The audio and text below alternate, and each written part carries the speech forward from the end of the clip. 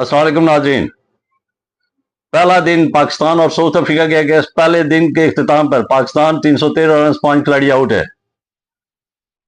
कल 313 से पाकिस्तान अपनी इनिंग्स का आगाज दोबारा करेगा। पाकिस्तान ने आज टॉस जीत के पहले खुद बैटिंग का फैसला किया और आज अब्दुल्ला शफीक एक मरतबा फिर नाकाम रहे। अब्दुल्ला शफीक को बहुत दफा आजमाया जा चुका है।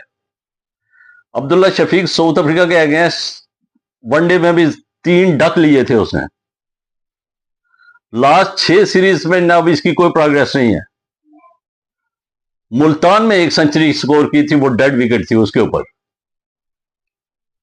और तकरीबन 13 जो ना लास्ट 13 इनिंग्स में ये सिर्फ 14 की एवरेज से है। अब्दुल्ला शफीक जो है तो मसलसल नाकाम हो रहा है और इसको जो है तो मसलसल मौका भी मिल रहा है। और इतने ज्यादा मौके अब्दुल्ला शफीक को जो मिले ये मैं समझता हूं किसी क्रिकेटर को नहीं मिले।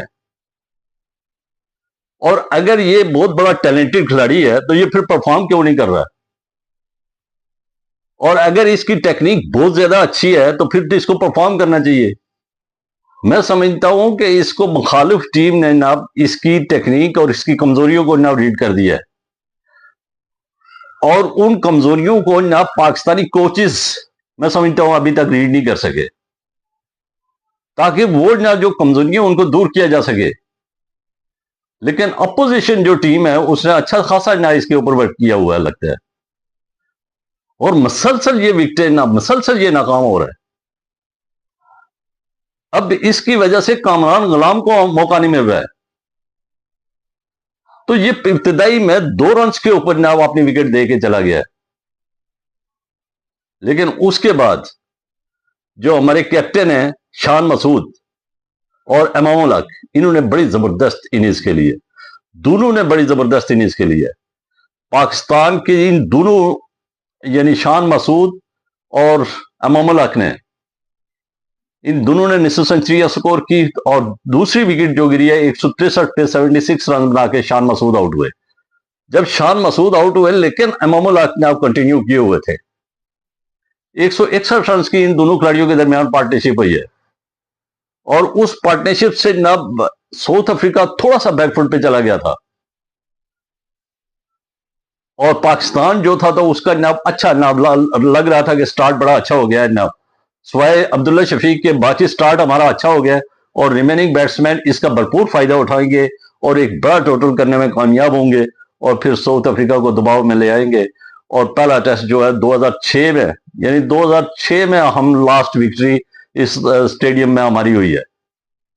उसके बाद आज तक हम कोई टेस्ट यहां जीते नहीं है। लास्ट मैच जो 2022 में हुआ था तो वो भी हार गए थे ऑस्ट्रेलिया के अगेंस्ट हम। तो 2006 के बाद यह है कि विक्ट्री के जब इन्होंने 163 के ऊपर दूसरी विकेट गिरी, उस वक्त तक ये लग रहा था कि पाकिस्तान जो है तो वो ये मैच जो है तो इसमें डोमिनेट कर देगा, क्योंकि विकेट जो है तो आस्ता आस्ता मुश्किल हो रही है। चौथा और 5वां डे जो है तो यहां पे बैटिंग करना इतना आसान नहीं होगा और साउथ अफ्रीका को ये डोमिनेट कर देगा। लेकिन उसके फौरन बाद इमाम उल हक बहुत जबरदस्त बैटिंग कर रहे थे और उसके बाद 199 के ऊपर पाकिस्तान के 3 खिलाड़ी आउट हो गए। 163 के ऊपर पाकिस्तान की दूसरी विकेट गिरी और 199 तक पाकिस्तान की 5 विकेटें गिरी हैं, यानी 199 पे ही तीसरी, चौथी और 5वीं। और फिर एक दफा ना वो उन्होंने कम बैक कर दिया था, वो वापस आ गए थे ना, पाकिस्तान दबाव का शिकार हो गया था। और इसमें कौन कौन से खिलाड़ी शामिल है? एक इमाम उल हक है जो आखिर पे जाके यानी 93 के ऊपर बैटिंग कर रहा है, लेकिन तेज खेलने की कोशिश में वो आउट हो गया। और उसके साथ बाबर आजम है और सऊद शकील है। अब बाबर आजम को देखें कि बाबर आजम के ऊपर पहले ही ना बड़ी तनकीद हो रही है कि ये वनडे का खिलाड़ी नहीं है, ये टेस्ट का खिलाड़ी है और इसको ना T20 में ना शामिल करें। बाज फैन कह रहे हैं कि इसको T20 का हिस्सा होना चाहिए, ये बड़ा जबरदस्त खिलाड़ी है हमारा। और बाज ये कह रहे हैं, तो ये जो मौका था, बाज कह रहे हैं कि इसको ना वनडे और टेस्ट में तो रख सकते हैं, आप T20 का हिस्सा इसको ना बनाएं। अब बाबर को प्रूव करना था यहां पे बाबर ने पहले 21 गेंदों का सामना किया। गो के स्ट्रगल कर रहा था, शुरू में थोड़ा सा स्ट्रगल किया है इसने, लेकिन पहले 21 गेंदों में 20 रन किए हैं इसने, बाबर आजम ने। और 48 बॉल्स के ऊपर ये 23 रन बनाकर आउट हुए। यानी नेक्स्ट जो इसकी 27 बॉल है उसमें 26 हुई है, अगर 27 पे तो ये आउट हो गया था। यानी 27 के ऊपर सिर्फ 3 रन बने हैं इसके, 21 बॉलों पे 20 रन, और नेक्स्ट जो है 27 के ऊपर 3 रन। यानी बाबर को जैसे ही वो विकेट ना दबाव का शिकार, यानी ये खेलते खेलते दबाव का शिकार आ जाता है, हो जाता है ये बॉल।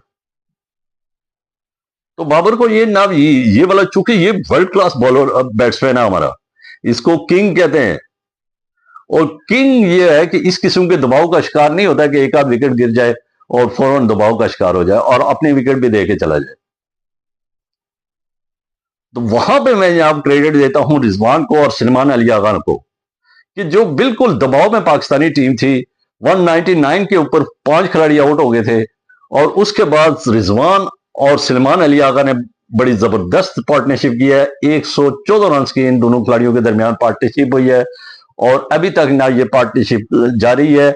और अल्लाह करे कि ये कल भी ना पहला सेशन और सेकंड सेशन ये कंटिन्यू रहे हैं और दोनों सेंचुरियां करें। अब इस वक्त तो दोनों 50 के ऊपर खेल रहे हैं। मेरी ये दुआ है कि ये दोनों सेंचुरियां स्कोर करें और एक बड़ा टोटल नाम एडजस्ट करें, और उस बड़े टोटल के अंदर साउथ अफ्रीका को दबाव में ले आए।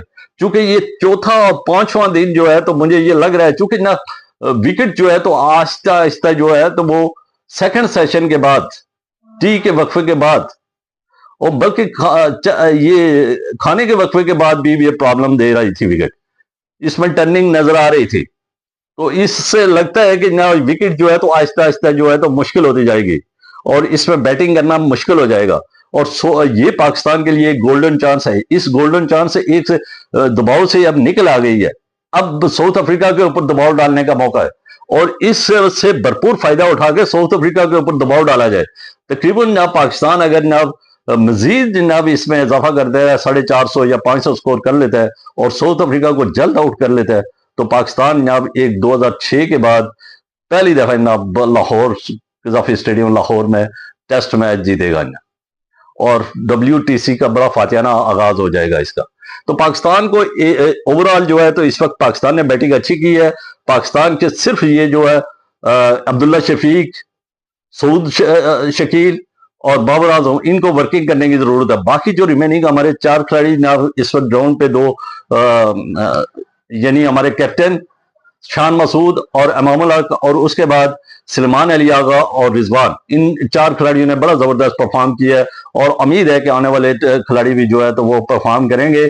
और मेरी ये दुआ है कि ये दोनों जो खिलाड़ी इस वक्त क्रीज के ऊपर मौजूद हैं, ये सेंचुरी स्कोर करें, दोनों अपनी अपनी सेंचुरी स्कोर करें, पाकिस्तान का एक बड़ा टोटल सेट हो जाए, और फिर साउथ अफ्रीका जैसी world champion, world test championship जो टीम है, उसको ना डोमिनेट करके शिकस्त देके एक कॉन्फिडेंस के साथ पिंडी ग्राउंड में दाखिल हो। लेकिन इसमें सिर्फ एक चीज होगी कि पिंडी ग्राउंड के लिए अब कामरान गुलाम आपकी टीम का हिस्सा है, यानी 12वां 13वां 14वां खिलाड़ी है वो। तो उसको जनाब ये है कि अब्दुल्ला शफीक को मजीद मैं समझता हूं कि जब तक इसकी टेक्निक ठीक नहीं होती है, यानी ये फॉर्म नहीं अपनी बहाल कर लेता, अपनी कमजोरियों के ऊपर काबू नहीं कर लेता, इसको डोमेस्टिक खिलाया जाए और कामरान गुलाम को नेक्स्ट मैच में नब इसको नब आजमाया जाए। और बाबर आजम को ये नब है कि बाबर आजम को कॉन्फिडेंस दिखाना होगा, बाबर आजम को प्रूफ दिखाना होगा कि ना ये जो फैंस कह रहे हैं कि T20 का हिस्सा होना चाहिए, आया आप टेस्ट में ना तो कम से कम परफॉर्म करें। एक अरसे से आपने ना एक लंबी इनिंग्स नहीं खेली है, और एक सेंचुरी जो है तो उसकी इंतजार में है ना। तो तमाम पाकिस्तान के जो फैंस है, बाबर आजम के जो फैन है, वो बाबर आजम से सेंचुरी की एक्सपेक्ट करते हैं। उम्मीद है कि वो नेक्स्ट दूसरा जो यानी दूसरी इनिंग्स होगी, अल्लाह करे कि दूसरी इनिंग्स का मौका ही ना आए और पाकिस्तान जीत जाए, लेकिन अगर दूसरी इनिंग्स आई या पिंडी टेस्ट आए तो उसमें बाबर आजम सेंचुरी की तरफ जाए और दलेरी के साथ क्रिकेट खेलें ना। आप भी थोड़ा सा कंफ्यूज, पहले 21 बॉलें ठीक खेली हैं और उसके बाद फिर आप कंफ्यूज का शिकार हो गए, तो ये वाली चीज नहीं ना निकालें इस, और दिलेरी के साथ खेलें। आप वर्ल्ड क्लास बैट्समैन है और आपसे जो फैंस बड़ी तवक्कुल लगाए बैठे हैं। तो ओवरऑल पाकिस्तान ने ना ये जो आज का पहला जो दिन था ये पाकिस्तान के हाथ में गया है, 313 रन है ये, लेकिन ये जो आया हुआ हाथ में आई हुई गेम हम अक्सर जो है तो ना जो एक मेहनत की हुई होती है तो वो डैमेज कर लेते हैं। तो उम्मीद है ये डैमेज नहीं करेंगे, क्योंकि ना 5 खिलाड़ी जब हमारे 189 के ऊपर आउट हुए थे तो ऐसा लग रहा था कि पाकिस्तान डैमेज की तरफ जा रहा है, लेकिन जबरदस्त ना वहां से ना इन दोनों खिलाड़ियों ने कम बैक किया और अब थोड़ा सा ना दबाव का शिकार है साउथ अफ्रीका, और इसका भरपूर फायदा उठाना है जो आपको एज अब मिल चुका है। और पाकिस्तान ना कल जो पहला सेशन और दूसरा सेशन जो होगा इसमें ना ज्यादा से ज्यादा स्कोर करने की कोशिश करेगा और ना साउथ अफ्रीका को मुकम्मल तौर पर डोमिनेट करके 2006 के बाद पहली विक्ट्री कज़ाफी स्टेडियम लाहौर में ना हासिल करेगा। अब तक के लिए इतना ही। खुश रहिए, आबाद रहिए और इस चैनल के साथ जुड़े रहिए जिसका मकसद है सब्सक्राइब